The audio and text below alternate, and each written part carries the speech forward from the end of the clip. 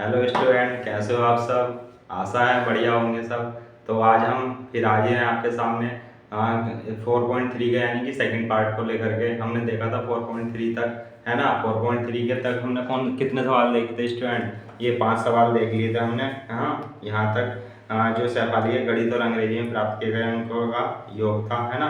यहाँ तक देख लेते हैं, यानी कि 5th सवाल तक। और हमारा जो है यानी कि सेकंड पार्ट 4.3 का, तो हम क्या देखेंगे 6 पार्ट से लेके, है ना। इसमें टोटल 11 सवाल हैं। तो आज हम 6 से देखेंगे, यानी कि ये बन जाएगा हमारा सेकंड पार्ट। तो स्टूडेंट, ये मुझे आशा है आपको अच्छी लग रही होंगी वीडियो, हमारा सॉल्यूशन अच्छा लग रहा होगा और लाइक कर रहे होंगे आप, है ना। और पढ़ने में ध्यान दे रहे होंगे, रिवीजन कर रहे होंगे। तो रिवीजन इज द मस्ट, है ना। या ऐसे कह लीजिए, revision is the key of success. ठीक है स्टूडेंट। तो यानी कि जो है रिवीजन, वो है सफलता की कुंजी होती है, चाबी होती है स्टूडेंट। तो हम बिना किसी देरी के शुरू करते हैं अपनी 4.3 का यानी कि सेकंड पार्ट स्टूडेंट। ठीक है, तो आइए फिर देखते हैं, है ना, पूरे जोश के साथ, पूरे होश के साथ। ठीक है स्टूडेंट। तो यहाँ पर मैं लिख देता हूँ एक्सरसाइज नंबर 4.3 का पार्ट सेकंड, है ना। वो हमारा पार्ट फर्स्ट आपको प्रोवाइड हो गया होगा, है ना। तो यहाँ पर 4.3 का 6 सवाल से आज हम शुरू करेंगे। तो मैं एक बार दिखा देता हूँ आपको सवाल, है ना। यहाँ से 6 से लेकर के और ये 11 सवाल तक हम करेंगे। Done student. तो ये आपको क्लियरली आप देख पा रहे होंगे, ठीक है ना। तो यहाँ से आपको दिख रहा होगा, तो मैं एक बार पढ़ करके बता देता हूँ कि एक आयताकार खेत के विकर्ण उसकी छोटी भुजा से 60 मीटर अधिक लंबा है, यानी कि जो उसका विकर्ण है उसकी छोटी भुजा से 60 मीटर अधिक लंबा है। यदि उसकी भुजा, है ना, बड़ी भुजा छोटी भुजा से 30 मीटर अधिक हो तो, है ना, खेत की भुजाएं ज्ञात कीजिए स्टूडेंट। ये हमसे कहा गया है। तो हम इसको सवाल को पढ़ करके क्या बनाएंगे, यानी कि लैंग्वेज पढ़ करके इसकी समीकरण बनाएंगे, है ना। फिर उसको सॉल्व करेंगे। तो हमारा जो भी आंसर आएगा वो क्या होगा, खेत की भुजाएं, यानी कि भुजाएं आ जाएंगी वो। Done student. तो हम शुरू करते हैं कि एक आयताकार खेत का विकर्ण है ना। ये जो है आयताकार खेत है। आयत तो आप जानते होंगे स्टूडेंट, यानी कि जिसके आमने सामने की भुजाएं समान होती है वो आयत कहलाता है। तो अब इसके खेत का विकर्ण है ना, उसकी छोटी भुजा से, यानी कि ये मान लीजिए विकर्ण है इसका खेत का। ठीक है स्टूडेंट। अगर इसको हम अलग से देखेंगे तो ये हमें कुछ ऐसा दिखाई देगा, इस तरीके से दिखाई देगा, यानी कि क्या दिखाई देगा, ये समकोण त्रिभुज दिखाई देगा हमें, है ना। तो उसकी छोटी भुजा से 60 मीटर अधिक लंबा है ना। अगर इसकी मैं छोटी भुजा मान लें, है ना, x मान लीजिए, है ना, ये छोटी भुजा मान लीजिए x है। ठीक है स्टूडेंट। छोटी भुजा से 60 मीटर अधिक लंबा है। यदि बड़ी भुजा छोटी भुजा से 30 मीटर अधिक हो तो, है ना। अगर इसमें देखेंगे तो यहाँ इस तरीके से हमें दिखाई देगा, या तो फिर हम x इसको मान लें, है ना, x इसको मान लो। तो हमारा क्या हो जाएगा, यदि उसकी छोटी भुजा से 60 मीटर अधिक लंबा है ना, तो 60 मीटर अधिक लंबा है, यानी कि x + 60 हो जाएगा। ठीक है स्टूडेंट। यहाँ पर हम इसको ये कह देंगे x और ये 60 + x। मैं ये आपको अलग अलग भी बता देता हूँ, है ना। तो यहाँ पर ये बोला है यदि बड़ी भुजा छोटी भुजा से 30 मीटर अधिक लंबी हो, है ना। तो यहाँ पर ये 30 मीटर अधिक लंबी हो बड़ी भुजा छोटी भुजा से, तो ये क्या दिया है, ये। Done student. यहाँ पर हमने अलग अलग भी देख लिया और आयत में भी देख लिया। अब हमसे पूछा है तो खेत की भुजाएं ज्ञात कीजिए। तो स्टूडेंट, ये आपको स्पष्टता आप देख पा रहे होंगे कि ये पाइथागोरस प्रमेय बन जाएगी, क्योंकि ये हमारा क्या है, समकोण त्रिभुज है ना। तो यहाँ पर हम लिखेंगे चूंकि चूंकि समकोण त्रिभुज, समकोण त्रिभुज ये एक तरीके से प्राप्त होता है ना, किसमें, आयताकार, आयताकार खेत में, है ना। अपना कहते हैं सुविधा के लिए हम ये लैंग्वेज ऐसे लिख सकते हैं। ठीक है। अब डन। अब यहाँ पर क्या करेंगे, इसलिए पाइथागोरस प्रमेय से। तो स्टूडेंट, ये मैंने आपको पहले भी बताया था कि पाइथागोरस प्रमेय क्या होती है ना। पाइथागोरस प्रमेय से तो ये मैंने आपको बता रखा है कि ये क्या होती है, कर्ण का स्क्वायर बराबर आधार का स्क्वायर प्लस लंब का स्क्वायर। ठीक है स्टूडेंट, तो ये हमारा स्टेटमेंट किसका होता है, पाइथागोरस प्रमेय का। ठीक, अब ये जब पाइथागोरस प्रमेय का स्टेटमेंट होता है तो यहाँ पर देखो ये यहाँ पर 90 डिग्री का एंगल है। ठीक है स्टूडेंट, अब ये जब 90 डिग्री का एंगल है तो 90 डिग्री के सामने वाली भुजा जो होती है वो कर्ण होती है हमेशा। ठीक, तो यहाँ पर कर्ण क्या होगा, x प्लस 60 का स्क्वायर, x प्लस 60 का स्क्वायर। अब आधार देखो ये है आधार, x प्लस 30 का स्क्वायर। आधार होता है यानी कि जो बेस होता है हमारा। ठीक है, ये इसको कहते हैं हाइपोटेनियस, है ना, यानी कि लंब होता है ये, तो लंब क्या हो जाएगा, एक्स स्क्वायर। ठीक है स्टूडेंट, अब ये देखो ये क्या बन गया हमारा, a प्लस बी का होल स्क्वायर बन गया, यानी कि सर्वसम्मिका बन चुकी है। तो इसको क्या करेंगे, इसको सॉल्व करेंगे a प्लस बी का होल स्क्वायर को। तो यहाँ पर मैं सॉल्व कर रहा हूँ, ये एक्स स्क्वायर होगा, है ना, इसका स्क्वायर होगा 36 तो आ जाएगा, प्लस 6 दूनी 12 यानी कि 2ab होगा ना, तो 6 दूनी 12 और 120 x। ठीक है स्टूडेंट, यहाँ पर इसको करते हैं, ये एक्स स्क्वायर प्लस 3 3 9 यानी कि 900। ठीक, अब यहाँ से क्या होगा, 3 दूनी 6 60x प्लस एक्स स्क्वायर ये लिखा है। ठीक है स्टूडेंट, अब बाकी हम इधर सॉल्व करते हैं, इधर सॉल्व करता हूँ मैं, है ना, अभी नहीं मिटा रहा हूँ, पहले ये लिख लेते हैं, या आप लिख लीजिए पहले, ठीक से समझ लीजिए, फिर मैं इसको मिटाऊंगा। तो यहाँ पर ये है, तो इधर का तो मैं यहाँ लिख देता हूँ, x square plus 3600 plus 120 x. ठीक है स्टूडेंट, अब यहाँ देखो ये एक्स स्क्वायर ये एक्स स्क्वायर, तो इसको क्या करूँगा मैं, प्लस कर दूंगा, तो ये क्या हो जाएगा 2x स्क्वायर और प्लस 60x प्लस 900। ठीक है, अब देखो यहाँ पर एक्स स्क्वायर है, एक्स स्क्वायर ये इधर आ गया माइनस का 2x स्क्वायर और यहाँ पर प्लस 3600 है प्लस 120 है, यानी कि इधर ले आते हैं हम सबको। ठीक, अब ये माइनस का आ जाएगा 60x इधर, ये इधर आ जाएगा 900। ठीक स्टूडेंट, अब देखो यहाँ से क्या बचेगा, माइनस का एक्स स्क्वायर, अब यहाँ पर है 3600, यहाँ पर है 900, जब 36 में से 900 जाएगा तो कितना बचेगा 2700, है ना, 2700 बचेगा प्लस का 2700, और यहाँ से कितना बचेगा, ये 120x है, यहाँ से 120x है, तो यहाँ से बचेगा प्लस 60x, क्योंकि 120 में से क्या जाएगा 60 जाएगा, तो क्या बचेगा 60, है ना, तो यहाँ पर 60x आ गया है, और यहाँ पर इज इक्वल टू 0 हो जाएगा, है ना, तो यहाँ पर ये क्या आ गया, अब ये माइनस से देखो क्या करेंगे, मल्टीप्लाई कर दो, है ना, तो यहाँ से क्या हो जाएगा एक्स स्क्वायर और minus 60x minus 2700 is equal to 0। और हमें क्या करना होगा, इसको सॉल्व करना होगा स्टूडेंट, है ना, इसको सॉल्व करना होगा। तो अब ये कितने में टूटेगा स्टूडेंट, यानी कि गुणा करने पर कितना आना चाहिए, 2700 आना चाहिए ना, है ना, और माइनस करने पर, क्योंकि माइनस का साइन है और जब इस माइनस के साइन से इधर गुणा होती है तो माइनस हो जाता है, ये मैंने आपको पहले ही बता रखा है।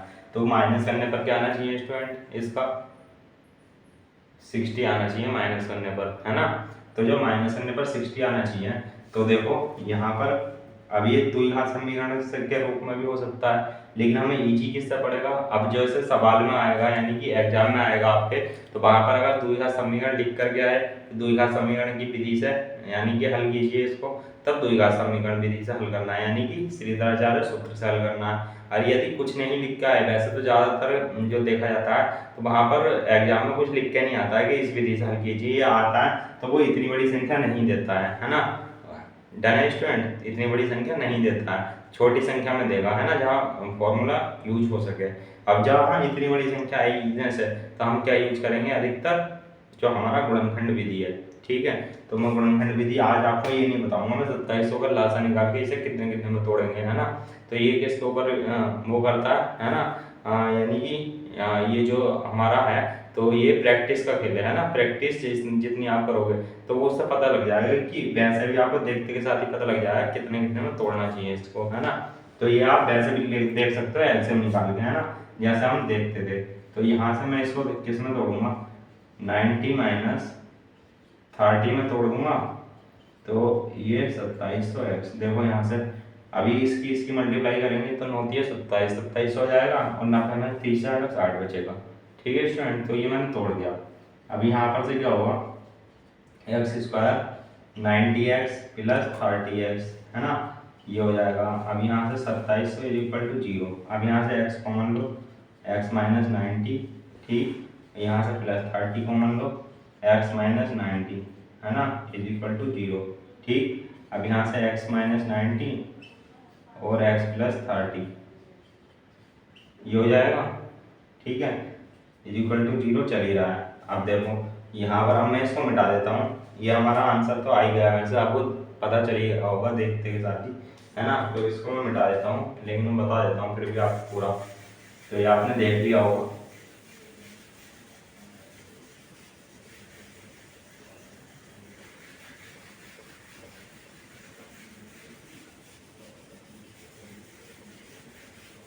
ठीक है स्टूडेंट, तो इस तरीके से हम कर देते हैं पाइथागोरस प्रमेय से, है ना, और द्विघात समीकरण का यूज करते हुए।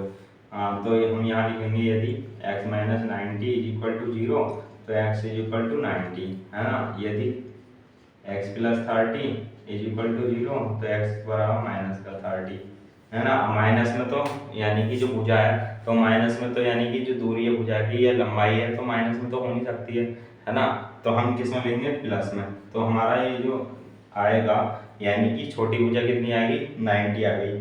तो खेतों की भुजाएं पूछी थी इसने, है ना, तो यहाँ पर लिखेंगे इसलिए छोटी भुजा इज इक्वल टू 90, है ना। अभी किस में था, मीटर में, तो यहाँ 90 मीटर लिख देंगे। और बड़ी भुजा किस में आ जाएगी, बड़ी भुजा, अब वो कितनी थी, 30 ज़्यादा थी छोटी भुजा से, है ना। तो यहाँ से 30 ज़्यादा थी, इसलिए ये कितना हो जाएगा, 9 3 12 120 मीटर। ठीक है स्टूडेंट, तो ये हमारी क्या आ जाते हैं, बड़ी भुजा और छोटी भुजा। तो ये हो जाता है हमारा आंसर स्टूडेंट। अब हम चलते हैं अपने नेक्स्ट सवाल की तरफ, सवाल नंबर कितना, 7, है ना। तो इसको ये आपने देखा होगा, अब मैं इसको मिटा देता हूँ।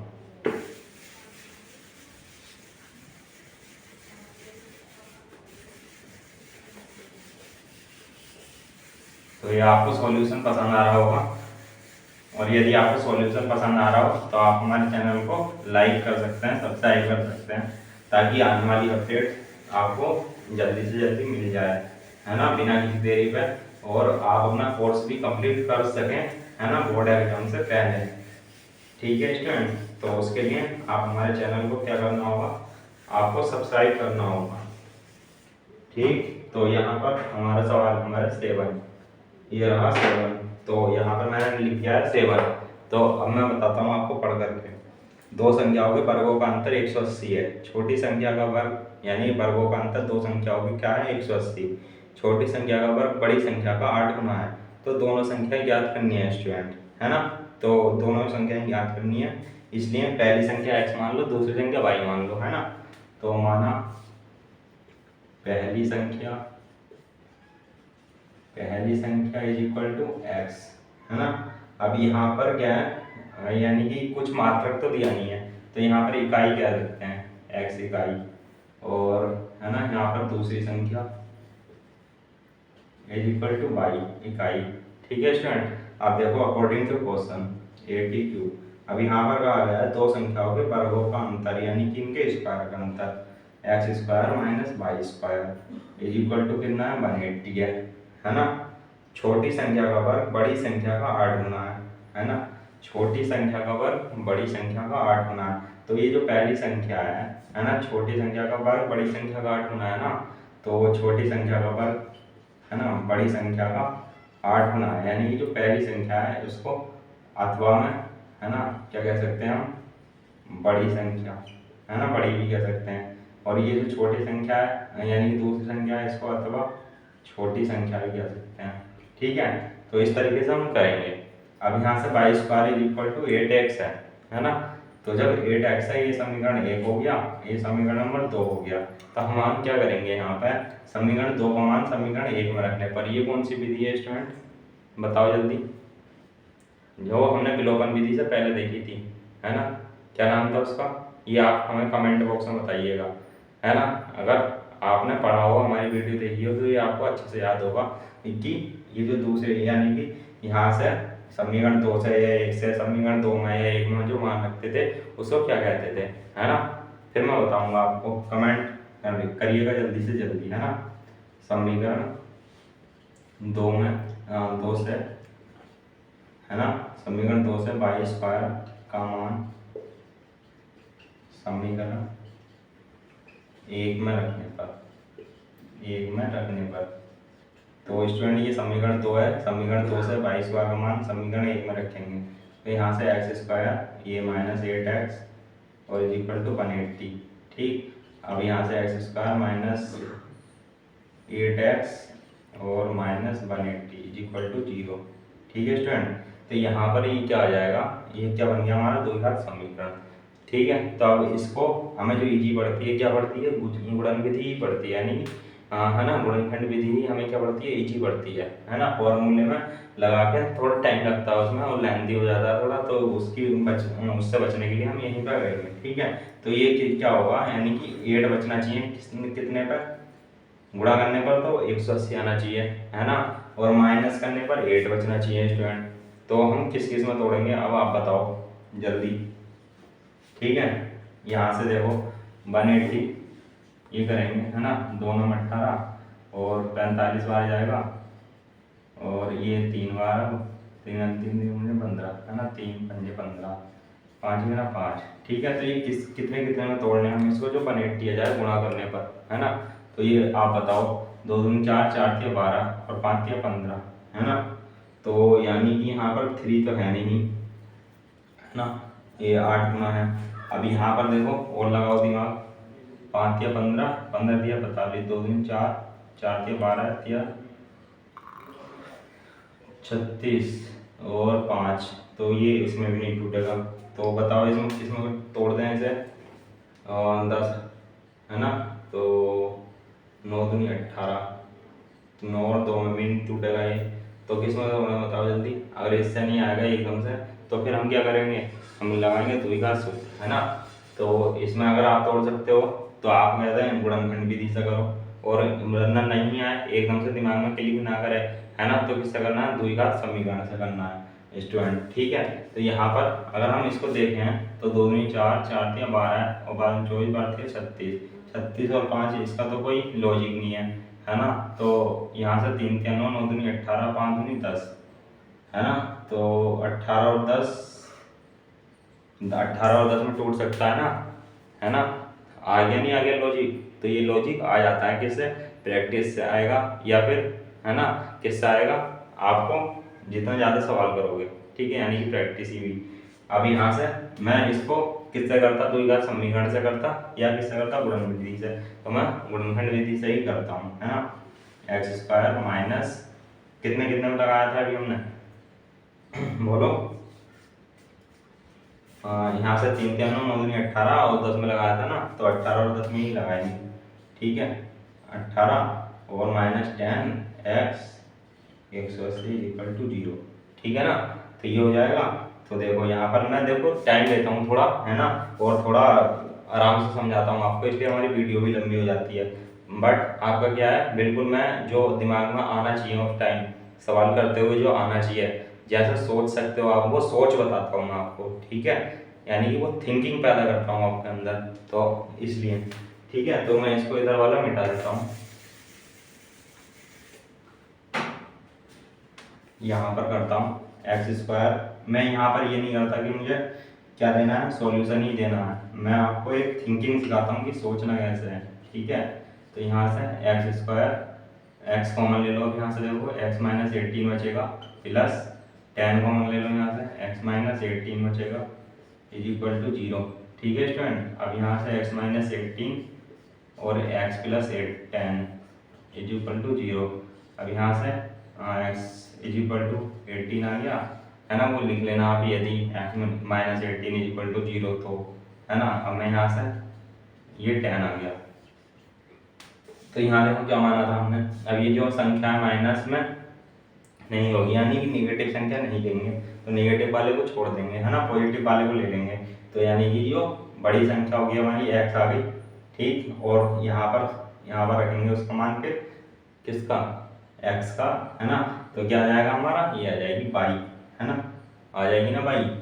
तो एक्स यदि एक्स इज इक्वल टू 18, तो है ना, अब बाई स्क्वायर यानी कि समीकरण 2 से, तो यहाँ से 8 और 18, 8 64 का 4 66 लाठी का ना 8 8 6 14 144 हो गया स्टूडेंट। तो बाई स्क्वायर इतना, अब बाई इज इक्वल टू आ गया 12, क्योंकि इसका ले लेंगे हम वर्गमूल। तो 144 का वर्गमूल क्या होता है, 12 स्टूडेंट। तो यहाँ पर ये जो है ये आ गई कौन सी संख्या, बड़ी संख्या, है ना एक्स, और ये छोटी संख्या आ गई बाई जो हमने मानी थी ये। ठीक है स्टूडेंट, तो ये आपको अच्छे से समझ में आया होगा। हम चलते हैं अपने 8 यानी कि सवाल नंबर 8 की तरफ। ठीक, तो इसको मैं कर देता हूँ साफ।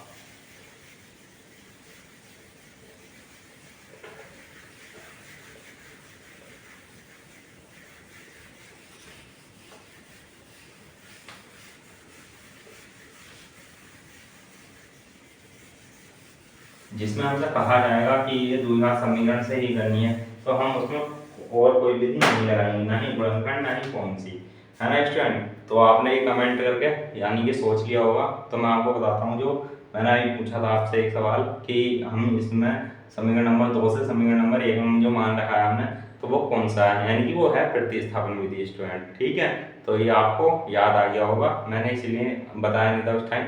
आप भी दिमाग पर थोड़ा जोर देना शुरू करो, ठीक है, क्योंकि याद लिखना आप ही का पेपर में। ठीक, हम चलते हैं 8वें सवाल की तरफ। यह है हमारा 8वां सवाल। तो यहाँ पर एक बार लैंग्वेज पढ़ देता हूँ मैं आपको, फिर बताता हूँ। एक रेलगाड़ी एक समान चाल से 360 किलोमीटर की दूरी तय करती है, एक समान चाल से 360 किलोमीटर की दूरी तय करती है ना। यदि यह चाल 5 किलोमीटर अधिक 5 किलोमीटर प्रति घंटा अधिक होती, तो वह उसी यात्रा को करने में 1 घंटा कम समय लेती। तो रेलगाड़ी की चाल बतानी है स्टूडेंट, है ना। तो देखो हम यहाँ पर एक बार मैंने पढ़ के बता दिया आपको, और एक बार मैं दिखा भी देता हूँ आपको, है ना, दिख रहा होगा स्पष्टता। ठीक, डन है ना स्टूडेंट। तो यहाँ से दिख रहा होगा आपको 8वां सवाल। अब मैं क्या बनाता हूँ, समीकरण बनाता हूँ। माना रेलगाड़ी की चाल is equal to x kilometre प्रति घंटा, है ना। ये किस में लिखा हमने, एक्स किलोमीटर प्रति घंटा में, क्योंकि जो और भी डिजिट है ना सभी इस सवाल में, तो वो किस में दे रखी है, एक्स किलोमीटर यानी कि किलोमीटर प्रति घंटा में ही दे रखी है। ठीक है, तो इसलिए लिखा है। अब यहाँ से एक समान चाल से 360 किलोमीटर की दूरी तय करती है, यानी कि जो दूरी है कुल कितनी है, 360 किलोमीटर। ठीक है स्टूडेंट, अब यहाँ से क्या है, 5 किलोमीटर अधिक अगर होती है ना, तो यहाँ से देखो हमने ये सब, मैं किस पा रहा हूँ, यानी कॉन्सेप्ट पा रहा हूँ, और सवाल अभी आगे बनाते हैं हम, है ना। तो हमने सबने ये पढ़ा है, हम जानते हैं कि समय बराबर क्या होता है, दूरी बटे चाल होती है स्टूडेंट, है ना। तो अब जैसे फर्स्ट कंडीशन में, अगर मैं फर्स्ट कंडीशन की तरफ जाऊं, तो फर्स्ट कंडीशन में क्या है, रेलगाड़ी की चाल ये है, दूरी ये है, तो समय कितना आएगा, अगर मैं इसे t1 कह दूं, तो 360/x। ठीक है, तो ये किसमें बन गई, यानी कि एक समीकरण बन गई है ना बन। अब देखो नेक्स्ट कंडीशन, यदि यह चाल 5 किलोमीटर अधिक होती, यानी 5 किलोमीटर प्रति घंटा अधिक होती, तो उसी यात्रा में 1 घंटा कम समय लेती, है ना। तो उसी यात्रा में क्या लेती, 1 घंटा कम समय लेती।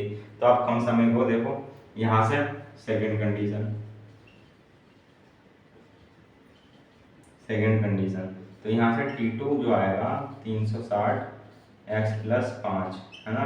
यहाँ लिख दो, चूंकि 5 किलोमीटर प्रति घंटा, है ना, अधिक हो, है ना, चूंकि 5 किलोमीटर प्रति घंटा चाल अधिक है ना, अकॉर्डिंग टू क्वेश्चन। ठीक है स्टूडेंट, तो देखो यहाँ पर क्या होगा, जब ये है, तो अब देखो ये भी टाइम है, ये भी टाइम है। ठीक है स्टूडेंट, अब यहाँ पर कह रहा है ये 1 घंटा क्या लेती है, कम समय लेती है। ठीक है, 1 घंटा कम समय लेती है। तो जब 1 घंटा कम समय लेती है, तो उसके लिए हम क्या करेंगे, देखो अगर मैं इसको 360/x इज इक्वल टू क्या होगा, 360 x + 5, है ना। तो ये क्या होगा, यानी कि ये T2 और ये T1 है, ये T2 है, तो इसको समय है, ये दोनों को बराबर रख सकते हैं, हम रख सकते हैं। ठीक है ना, इसको दोनों को बराबर रख सकते हैं हम, रख दूंगा। अब यहाँ पर क्या है, 1 घंटा कम समय लेती है ना, तो किससे, यानी कि जब इतनी चलेगी तो इतने में कम, यानी कि पहले इतना टाइम ले रही थी है ना, और जब x 5 किलोमीटर प्रति घंटा चाल बढ़ा दी तो यानी कि 1 घंटा कम टाइम लेती है। ठीक है, तो ये जो बन होगा माइनस 1 घंटा, तो कहाँ हो जाएगा, इस वाले टाइम में, ये तो टाइम ही है ना स्टूडेंट। ठीक है, तो यहाँ पर कम टाइम हो जाएगा। ठीक है स्टूडेंट, तो ये आप समझ लिया है हमारा, है ना। अब हम देखो इसको क्या करेंगे, इधर ले जाएंगे, है ना। तो यहाँ तक ये आपको समझ में आया होगा, 1 घंटा कम टाइम लग गया इसमें, है ना। तो जब हमारी चाल 5 किलोमीटर प्रति घंटा बढ़ गई, तब हम यहाँ क्या करेंगे, 360 अपॉन एक्स प्लस 5, और ये आ जाएगा, देखो अब यहाँ 360 अपॉन एक्स और ये +1 हो जाएगा इज इक्वल टू 0, है ना। ये इधर आ गए, तो 360 अपॉन एक्स प्लस 5 माइनस 360, ये प्लस में और ये माइनस में तो प्लस में। ठीक है स्टूडेंट, अब यहाँ पर हम क्या करेंगे, एलसीएम लेंगे। तो यहाँ से एलसीएम लो, एक्स प्लस 5 आएगा, एक्स प्लस 5 कर दिया है, एक्स प्लस 5 से यहाँ से कितना आएगा, 360 एक्स माइनस 360, अब यहाँ से एक्स कट जाएगा, यहाँ से क्या आएगा, एक्स प्लस 5। ठीक है स्टूडेंट, यहाँ से क्या आएगा, प्लस, अब देखो इसके नीचे तो बने, तो यहाँ से क्या आएगा, x plus 5 is equal to 0, है ना। तो ये आ जाएगा ना स्टूडेंट। अब यहाँ से देखो ये 360 एक्स माइनस, अब यहाँ से देखो मल्टीप्लाई कर दो अंदर, तो यहाँ से 360 एक्स और माइनस, है ना, इसकी मल्टीप्लाई हो जाएगी 5 से, तो 5 0 0, 5 अंक 30 और 3 5 या 15 और 3 18। ठीक है, 1800 आ गया ना, 5 छंग 30, 30 का 0, 5 या 15, 3 18। अब यहाँ से क्या आएगा, plus x square plus 5x, और इधर आ गए, इसकी हो गई मल्टीप्लाई, तो ये हो गया 0। ठीक है स्टूडेंट, अब यहाँ से क्या बचा, ये इससे कट जाएगा, है ना, ये प्लस का ये माइनस का, तो यहाँ से देखो एक्स स्क्वायर प्लस 5x आ गया और माइनस 1800 आ गया इज इक्वल टू 0। तो हमारी जो समीकरण आ गई स्टूडेंट, ये आ गई, है ना। अब देखो यहाँ से मैं इसको मिटा देता हूँ, है ना, इसको मिटा देता हूँ।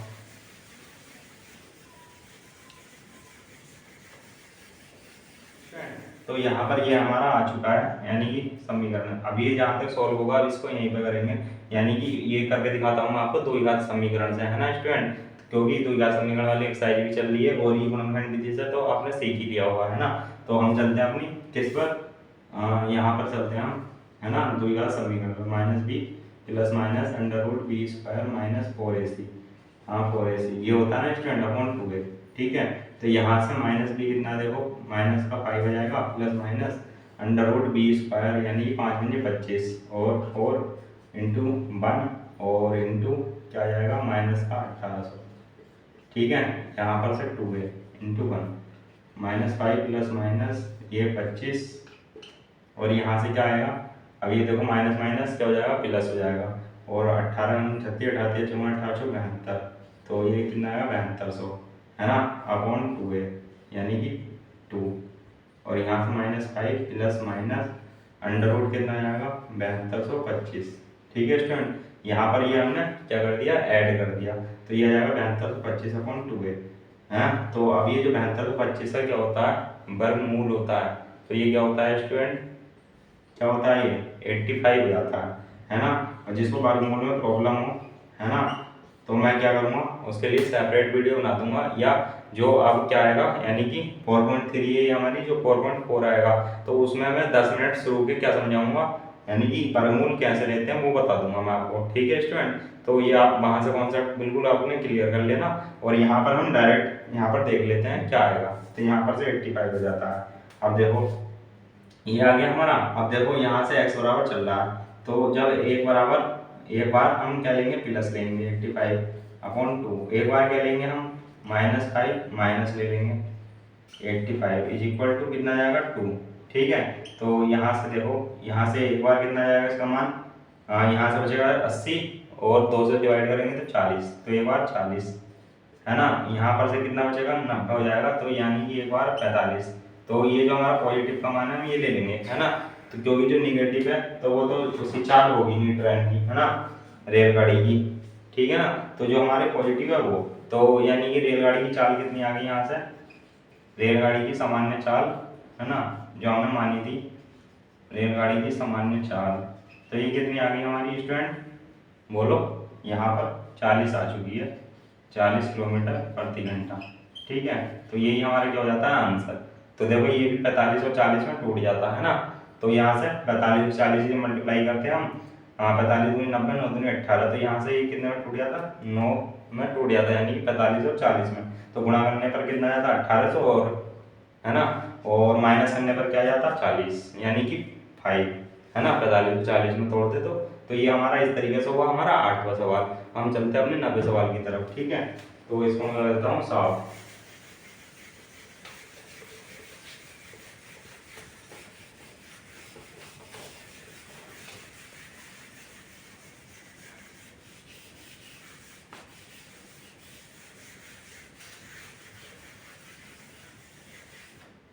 तो अब चलते हैं 9 सवाल की तरफ। ये हो गया हमारा 9 सवाल। ठीक है, तो 9 सवाल में क्या कह रहा है, दो पानी के नल हैं, है ना, तो एक साथ एक हौज को 9 से 3/8 घंटों में भर सकते हैं। तो बड़े वाला जो ब्यास वाला नल है, यानी कि बड़े ब्यास वाला, है ना, हौज को भरने में कम ब्यास वाले नल से 10 घंटे कम समय लेता है। प्रत्येक द्वारा अलग से हौज को भरने के समय ज्ञात कीजिए। ठीक है, तो यानी प्रत्येक के द्वारा क्या है, हौज को भरने में अलग से समय ज्ञात करना है ना। तो यहाँ से लिख लेते हैं, हाँ, प्रत्येक द्वारा अलग से हौज को भरने के लिए समय ज्ञात कीजिए। ठीक है, तो यहाँ से ये ज्ञात करना है। तो आइए हम देखते हैं कैसे करेंगे।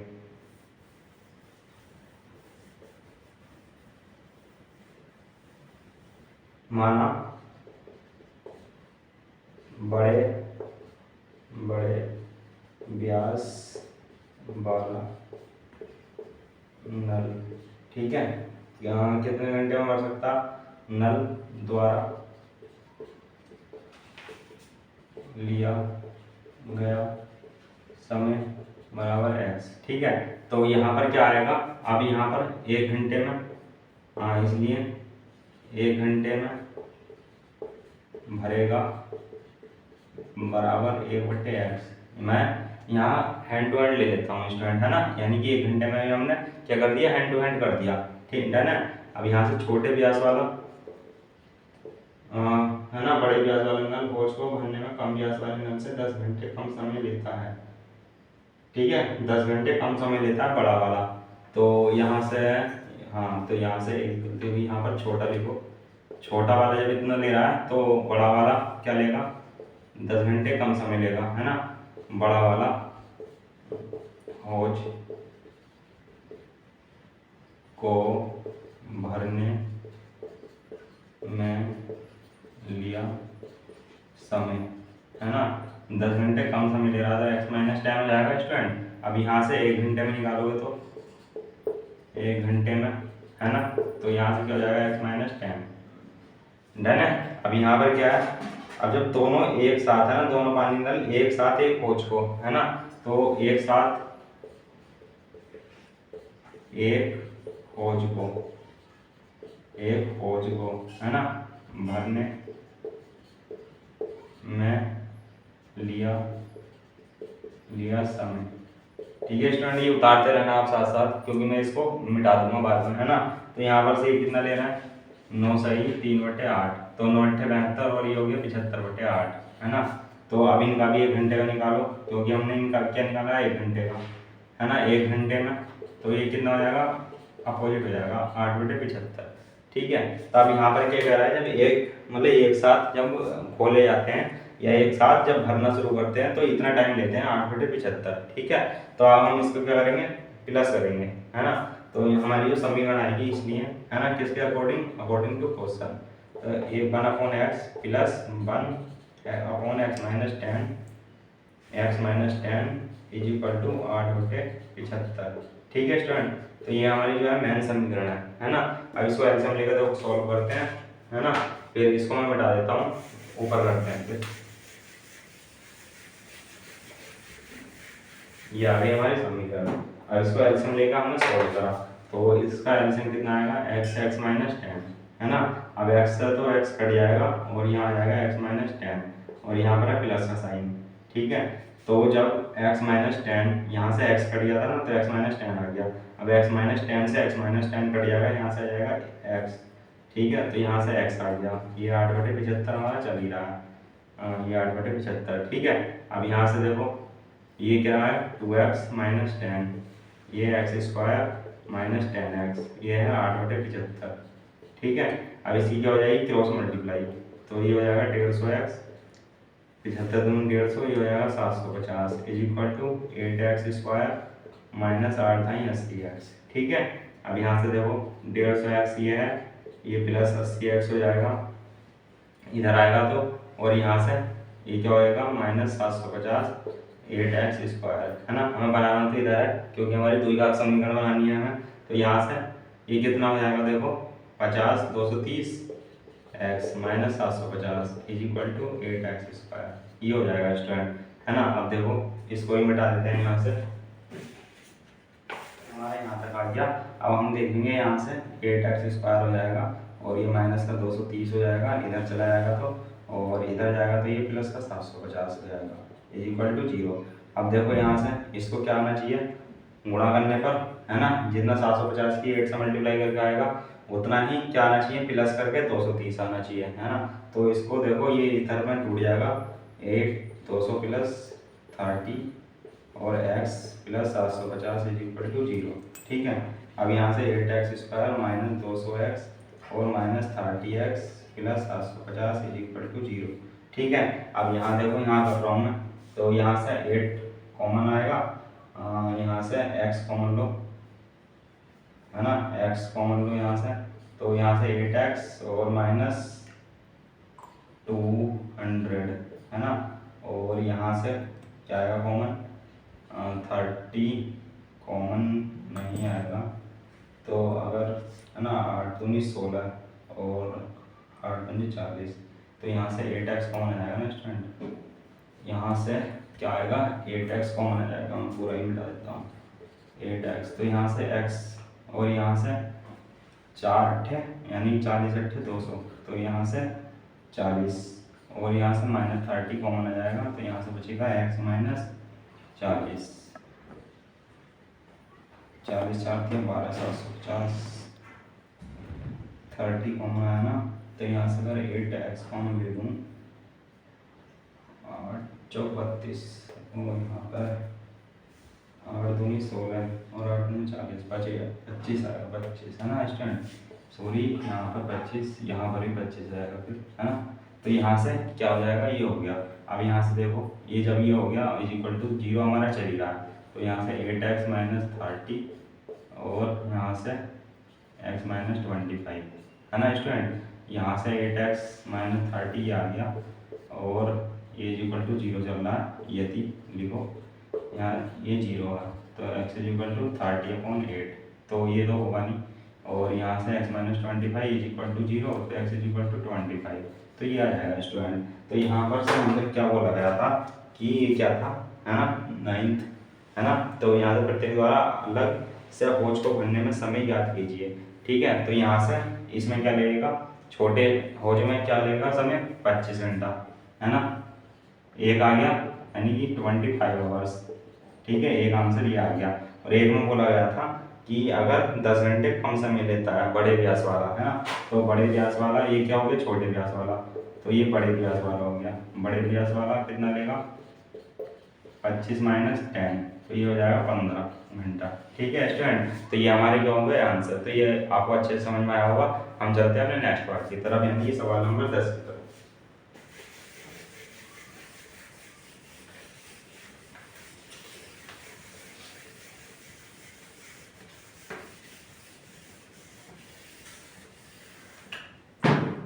अब देखो यहाँ पर से क्या है, देखो एक बार मैं दिखा देता हूँ, ये दिख रहा होगा आपको, ठीक है। तो यहाँ से मैसूर और बेंगलुरु के बीच 132 किलोमीटर यात्रा करने में, ठीक है। तो ये सवाल नंबर किस जगह है, तरह है 8 की तरह है ये स्टूडेंट, है ना, तो 8 की तरह है, तो इसलिए मैं इसको लिख देता हूँ डायरेक्ट, है ना। तो ये कुल दूरी इक्वल टू यहाँ 132 है, ठीक है। तो यानी कि T1 कितना हो जाएगा, अब मान लो 40 की क्या मान ली x मान ली, तो यानी कि यहाँ से T1 हो गया इतना, ठीक है स्टूडेंट। अब यहाँ से देखो T2 मैं लिख रहा हूँ, है ना, डायरेक्ट, ये आपको समझ में आ गया होगा। तो हम क्या करेंगे, इसकी लैंग्वेज लिख लेंगे, ठीक है। अब यहाँ से देखो क्या कह रहा है, सवारी गाड़ी की औसत चाल से यानी 11 किलोमीटर प्रति घंटा अधिक हो तब क्या होगा। तो जब 11 किलोमीटर प्रति घंटा अधिक होगी तो x+11 हो जाएगा, है ना। अब यहाँ से ये T1 और T2 क्या है, टाइम है, तो इनको बराबर रख सकते हैं। लेकिन ये क्या कह रहा है, जब इतना टाइम मतलब चाल अधिक हो तो 1 घंटा कम समय लेती है ना। तो 1 घंटा कम समय लेगी, तो यानी कि इसमें से जो छोटा टाइम है तो -1 और 132x+11। अब हम क्या करेंगे, इधर ले जाएंगे इसको, 132x+11 और -132/x+1 is equal to 0 student. अब क्या ले लेंगे, इसका हम सॉल्व कर लेंगे, किसको, क्या लेकर के,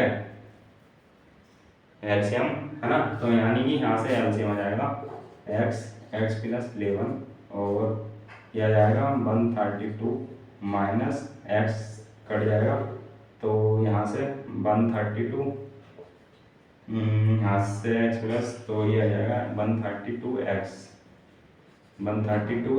माइनस यहाँ से 132x+11।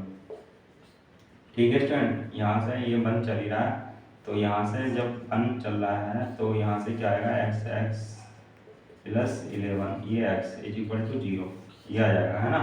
तो यहाँ से 132x माइनस 132x प्लस, अब 11 दूनी 22, है ना, 11 तिया 33, 2 35, 35 का 5, 3 हासिल, 11 का ना 11 3 14, है ना, 11 दूनी 22 का 2, 2 हासिल, 11 तिया 33, 2 35, 35 का 5, 3 हासिल, 11 का ना 11 3 14, है ना। तो ये आ गया इतना, और यहाँ से क्या आ जाएगा, x² + 11x, और ये आ जाएगा 0, क्योंकि ये इधर चला गया तो ये हो गया 0 स्टूडेंट, है ना। अब ये देखो इससे ही कट गया, यहाँ से x² + 11x और प्लस 1452 आ गया।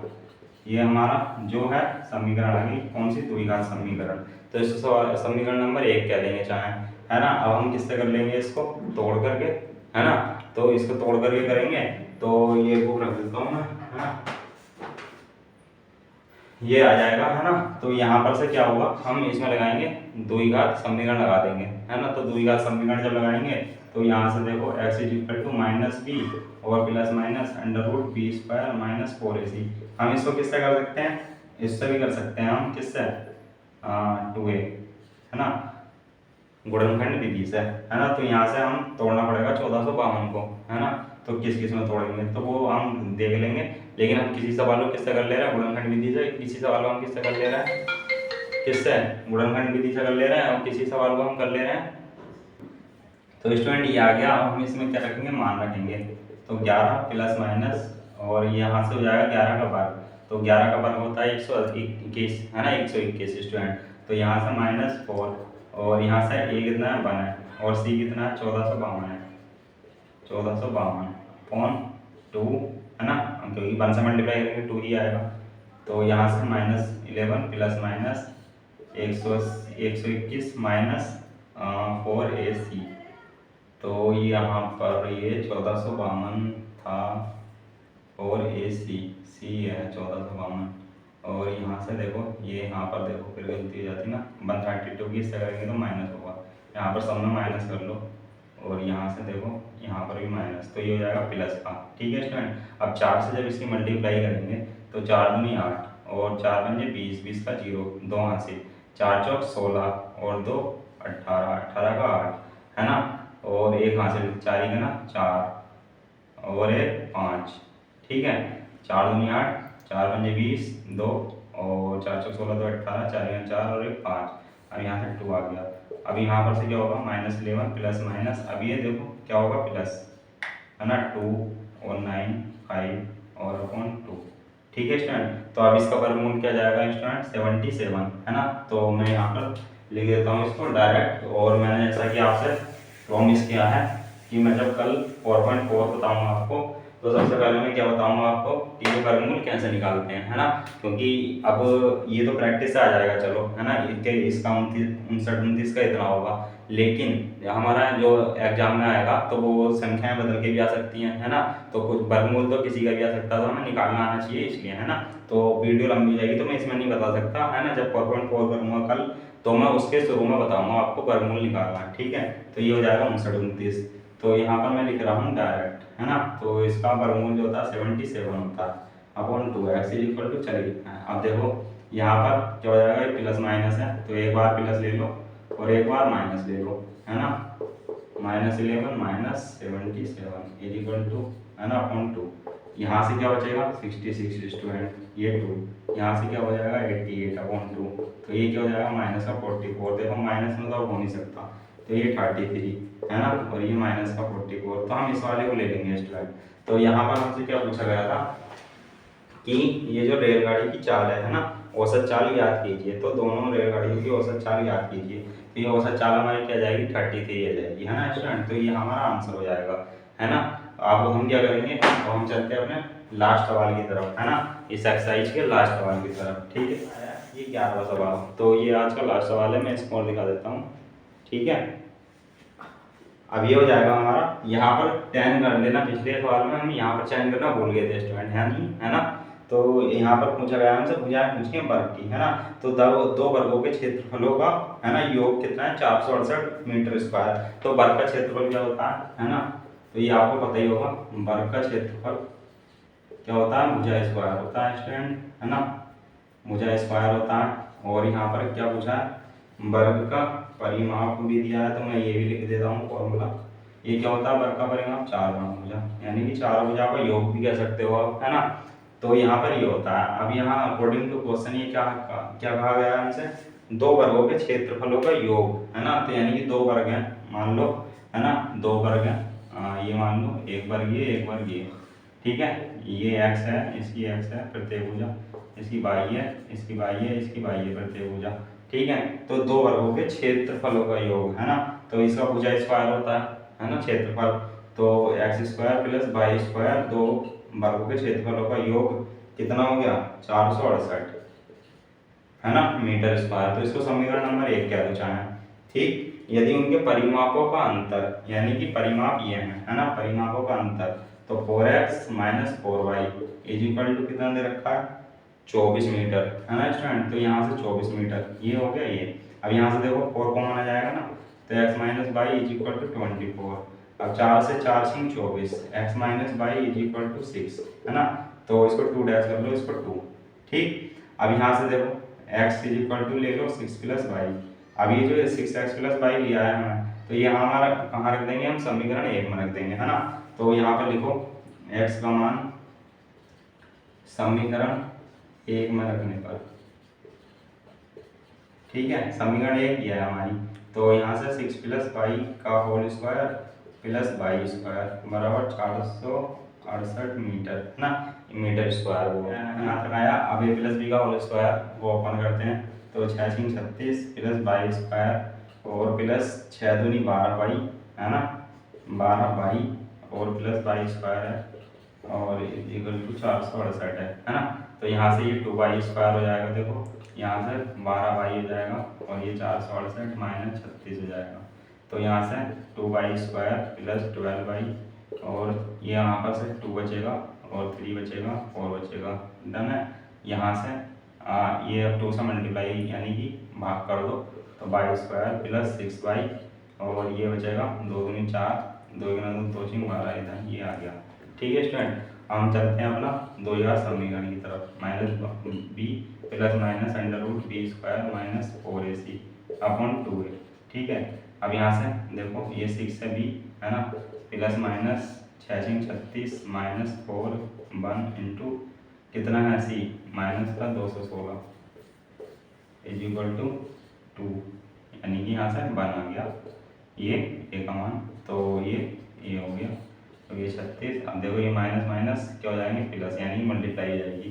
अब 4 सिंह 24 का 4 और 2 हासिल 4 का 4 2 6 4 दूनी 8, ठीक है, अपॉन 2। अब देखो यहाँ पर ये धक्का मिटा देता हूँ मैं,